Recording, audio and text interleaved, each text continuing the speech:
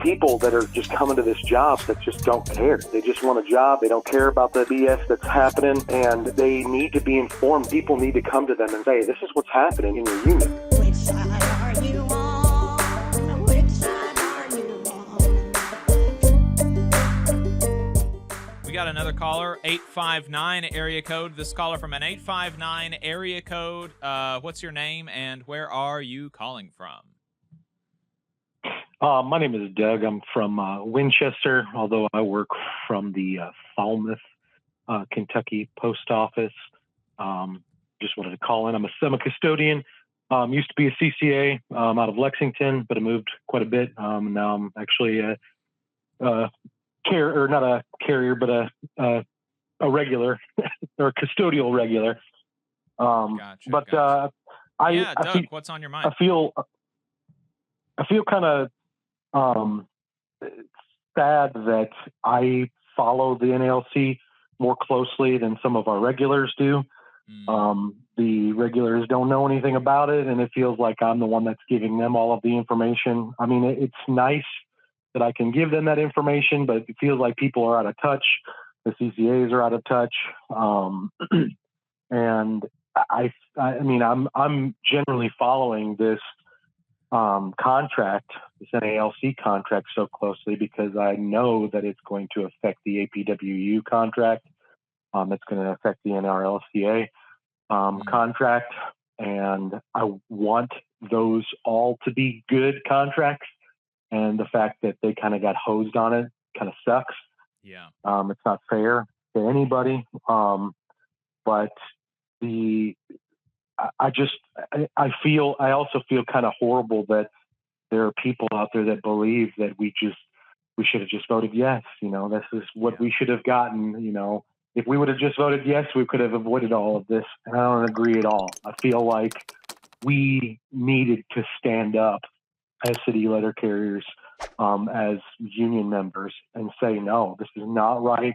You guys need to go to the table. And we got shown by our union leaders that they don't care.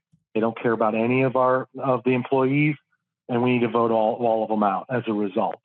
Renfro's a horrible person, should not have been anywhere near that arbitration, but he was, and he played into that fear mongering that's all over the internet. That's basically saying that we should, if we don't vote yes, then this is what's going to happen. Just accept it. And I hate that. I hate it so much. And I wish more people would realize that we should have never voted yes on that. And we definitely should have voted no, like Tyler was saying. Mm-hmm. Right. Well, Doug, I appreciate your call. You said that you were, I'm sorry, you're a regular custodial. So are you in the APWU bargaining unit? Yes. Okay. Interesting. Yeah, well, I'm kind of in a similar boat. One time when I was just getting into leadership of the Labor Council, it was kind of around the Sean O'Brien election, and I was talking to the Teamsters local business agent. Obviously, I'm not a Teamster, but I was talking to him about the election, and I was like, oh, it's really interesting. Your local was like the highest vote for Sean O'Brien in the country. And, was talking about some of the issues in the election, and he was like, oh, wow, you know more about the election than most of my members. And it was like, well, I'm a little bit of a freak. So this is so. Hey, 5 seconds. Just wanted to say that this is only possible because of our donors. If you want to see more of this, then consider donating yourself at tvlr.fm/donate. It sounds it's sad too. It's sad too because it's like how do I know more about your union than you know about your union? Mm-hmm. I mean, I was a CCA, and as a CCA, I knew all of the problems that were coming about from the agreements, the contracts, what we were dealing with.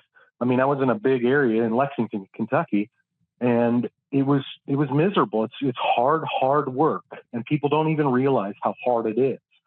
Some of it, once you get used to it, once you understand it, once you become a regular, it becomes a mundane kind of job where you kind of start to memorize things that are going on, and it just kind of clicks.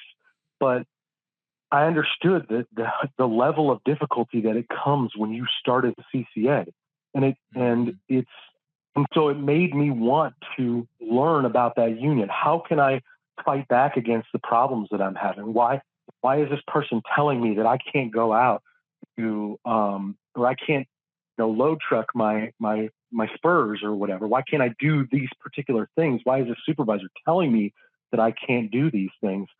When if I look at the contract, yeah, I can do that stuff. I have time in the office to get things done, but they're telling me I don't. I have to get out. I have to go.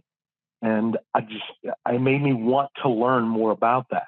And that's the unfortunate thing is there's people that are just coming to this job that just don't care. They just want a job. They just want to come in and do something. They don't care about the BS that's happening. And they need to be informed. People need to come to them and say, this is what's happening in your union. This is why things are happening. We could all work for something better. Right.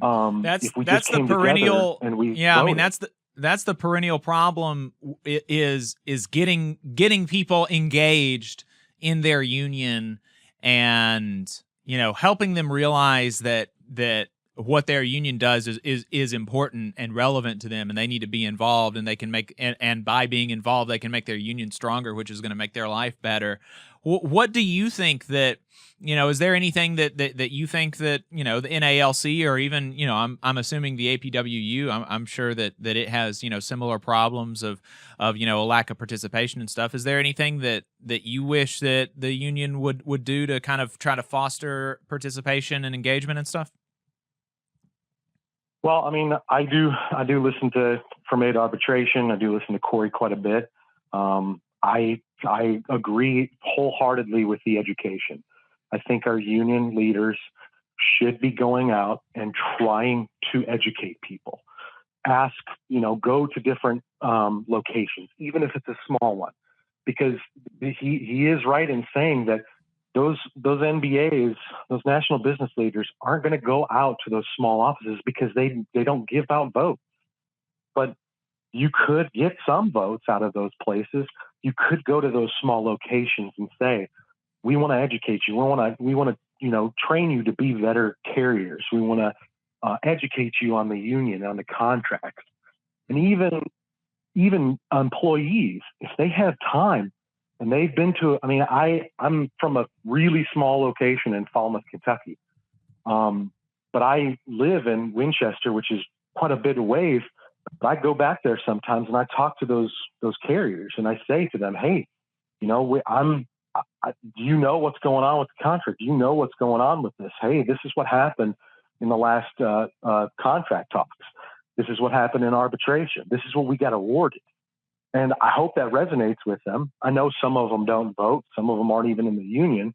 And that's another thing that comes up too is why are they pulling out of the union? I hear all the time on the internet, people are pulling out of the union because they're not happy with what happened in this arbitration. Well, you've just given a vote basically to Renfro, giving more votes to him because the people that are fighting, that are upset and they're frustrated are getting out of the union. Well, that's good for him because the people that like him aren't pulling out of the union. They're going to continue to vote for him. So it sucks that you see all these things that are happening and you want to pull out because you're like, yeah, that's going to affect Renfro. That's going to affect his bottom line. But in the end, he's going to keep on winning because people are frustrated and they get out and then they can't vote anymore. Mm-hmm. Doug, I've got one more question for you, and then we'll get to the next caller. But because you're from APWU, have you heard anything about APWU negotiations? What's the latest on that? No, I haven't. I figured that the APWU was watching the NALC and was going to basically reciprocate what was going to happen as a result of the arbitration. I figured Diamondstein would eventually come out with something. I'm not happy with that. I feel like there should be more information coming from him and from our union about our talks, but it seems like we've kind of gone in the dark. It doesn't. I heard what you guys said about him talking about the other union, and what his thoughts were on that, but I feel like this would be a great chance to show the NALC that we can get a good contract. But it is going to unfortunately affect us by that award, that contract award through arbitration. I don't think that we're going to get anything great. I still think that we'll be higher than the NALC as far as what will be awarded, but I don't think it's going to be anything amazing. Right. Doug, thanks for the call. Appreciate it. Yeah. If you want to get where Doug was, the phone number is 844-899-TVLR. That is 844-899-8857. You can also leave a voicemail at any time throughout the week, and we might respond to it on the next program. You just saw a clip from the Valley Labor Report. We are live every Saturday morning from 9:30 a.m. till 12:30 p.m. And we pride ourselves on keeping all of our content free to everybody so that we can talk to as many working folks as possible. If you support the work that we're doing, you think that it's important, you think that it's good, then consider making a monthly contribution to the project, and you can do that on our website, tvlr.fm.